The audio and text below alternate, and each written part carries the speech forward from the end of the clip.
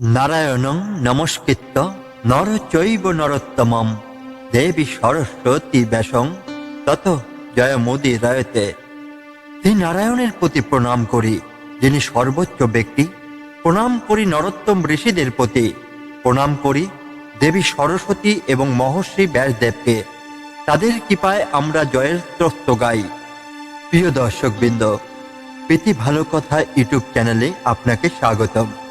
আজ আমরা শ্রীমদ্ ভাগবত মহাপুরাণের দ্বিতীয় স্কন্ধের শ্লোকের উপর ভিত্তি করে আলোচনা করব।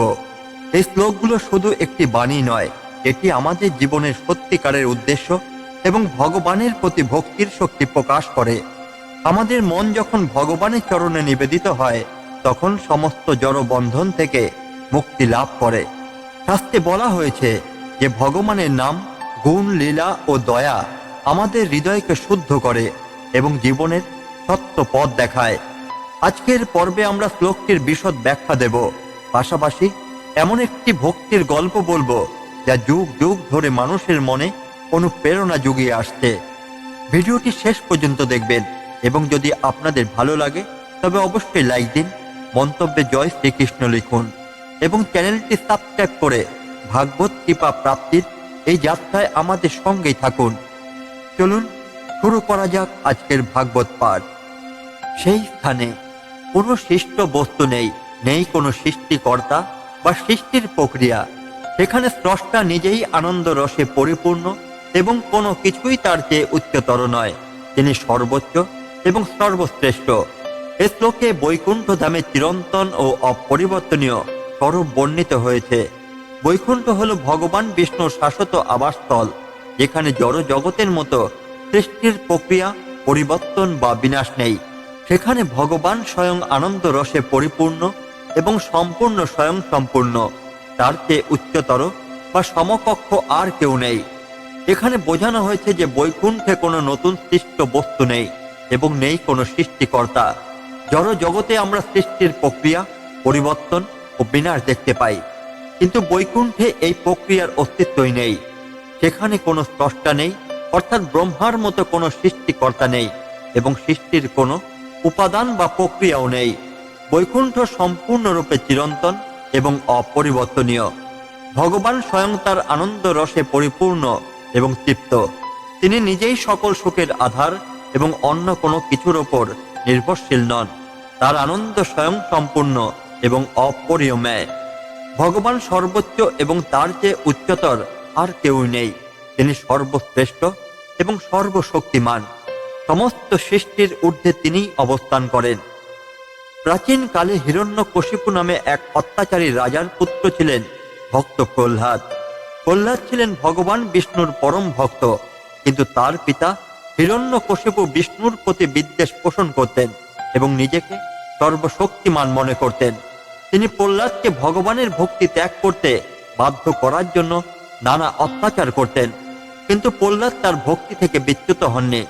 অবশেষে হিরণ্যকশিপু প্রহ্লাদকে হত্যা করার চেষ্টা করলে ভগবান নৃসিংহ অবতারের আবির্ভূত হয়ে হিরণ্যকশিপুকে বধ করেন এবং প্রহ্লাদকে রক্ষা করেন। প্রহ্লাদের এই অপরিসীম ভক্তির ফলে ভগবান তাকে বৈকুণ্ঠে চিরস্থায়ী স্থান প্রদান করেন।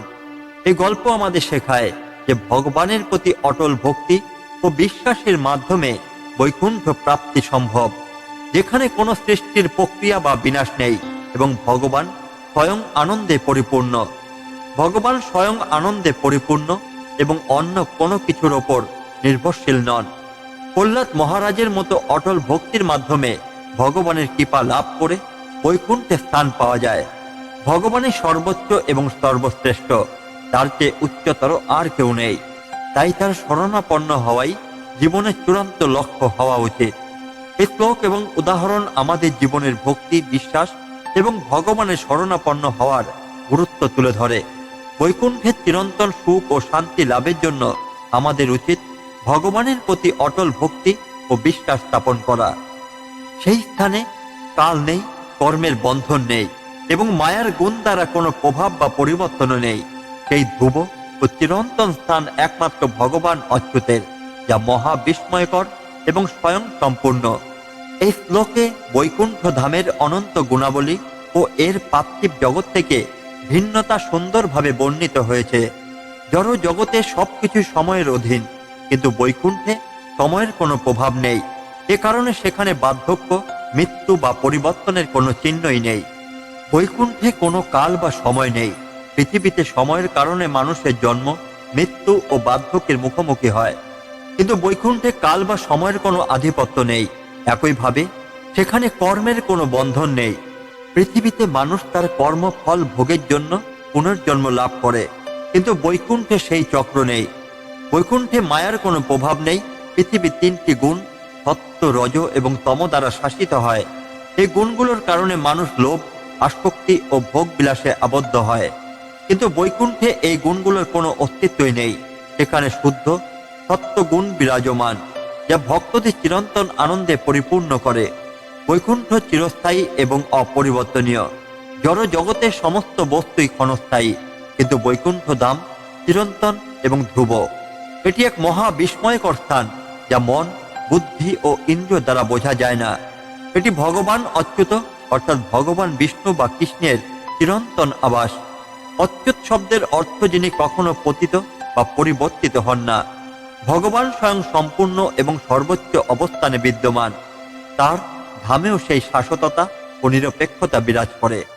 রাজা উত্তানপাদের পুত্র ধ্রুব মহারাজ মাত্র 5 বছর বয়সে ভগবান বিষ্ণুর দর্শনের জন্য কঠোর তপস্যা শুরু করেন। তার তপস্যায় সন্তুষ্ট হয়ে ভগবান বিষ্ণু স্বয়ং তাকে দর্শন দেন এবং আশীর্বাদ প্রদান করেন। ধ্রুব মহারাজের ভক্তি ও নিষ্ঠার ফলস্বরূপ মৃত্যুর পর তাকে বৈকুণ্ঠ ধামে স্থান দেওয়া হয়।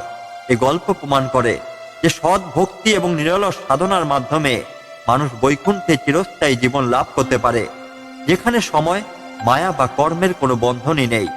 বৈকুণ্ঠের কোনো সময়ের প্রভাব নেই, তাই সেখানে বার্ধক্য বা মৃত্যুর ভয়ও নেই। ভগবানের শরণাপন্ন হলে মানুষ কর্মের বন্ধন থেকে মুক্তি পায়।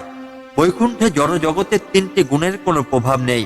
সেখানে শুধুমাত্র শুদ্ধ সত্য গুণ বিরাজ করে। ভগবান অচ্যুত স্বয়ং পরিপূর্ণ এবং অপরিবর্তনীয়।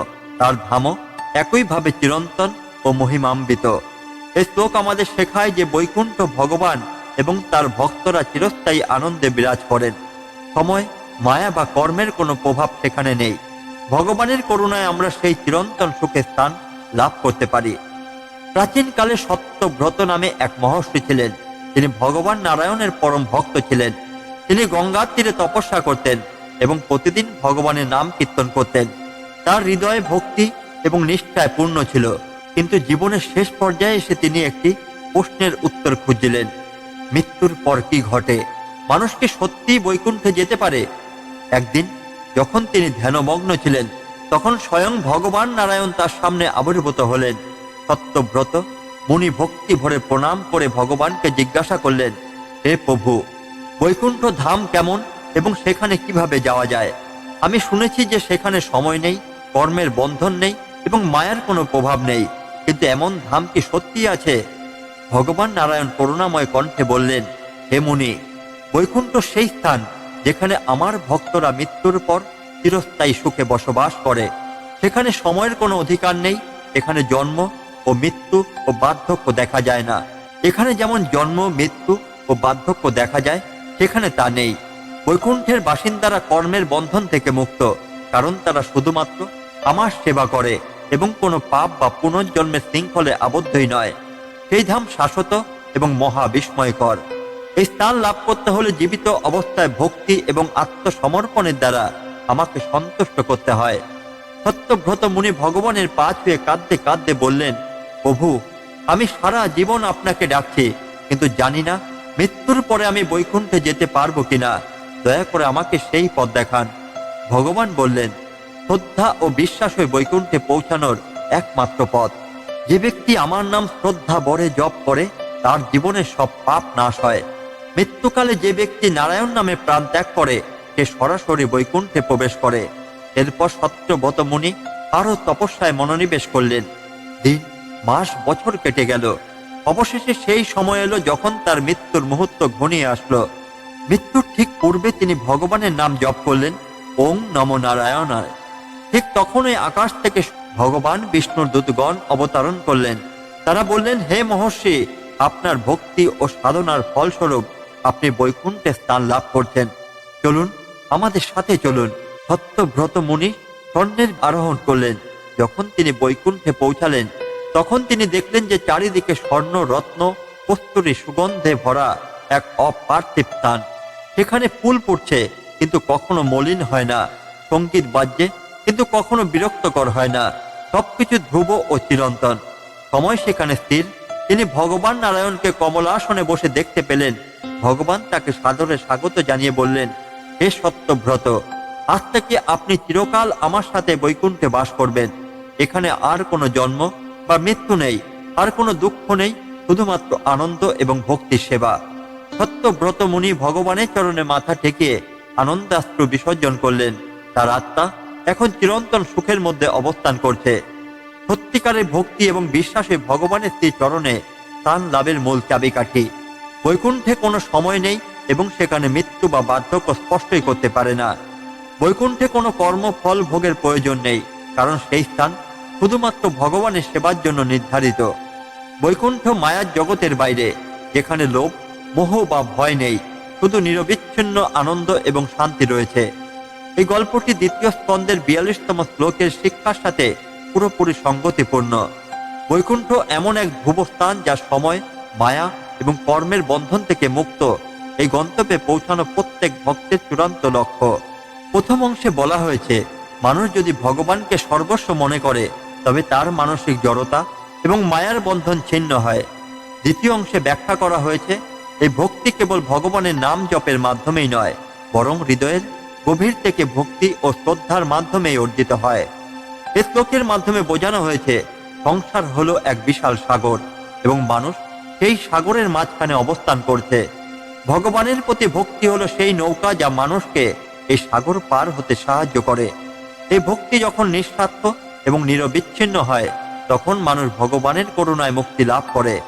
শ্রীমদ্ ভাগবত মহাপুরাণে বারবার বলা হয়েছে যে শুধুমাত্র জ্ঞান বা কর্মই নয়, বরং ভক্তি পরম সত্যের দিকে নিয়ে যায়।